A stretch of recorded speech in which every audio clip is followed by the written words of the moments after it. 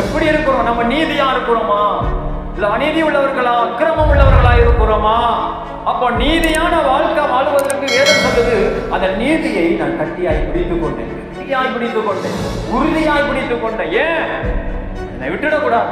என்னுடைய நீதிய, எனக்கு வேண்டிய நீதிய, எனக்கு வேண்டிய அந்த பரிசுத்தத்தை நான் எழுதிடக்கூடாது என்பதற்காக இறுக்கியமாய் பிடித்துக் கொண்டேன். அல்லேலூயா, அல்லேலூயா, சத்தமா அல்லேலூயா. ஒருத்தவங்க வஸ்திரத்தை இழுக்கணும், விட்டுருவீங்களா? சொல்லுங்க.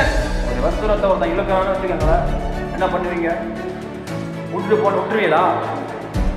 விட முடியாதுல்ல. ஏன்? அப்படி விட்டுட்டு என்ன ஆயிரும்? மானம் போயிடும், சரீரம் தெரியும். அப்ப என்ன பண்ணணும்? விடக்கூடாது, பிடித்து கொள்ளணும். இந்த மாதிரிதான் வாழ்க்கை என்கிற நீதியை பிடித்துக் கொள்ளணும். ஆமே. நீதிக்கு இடைஞ்சல் வரும்.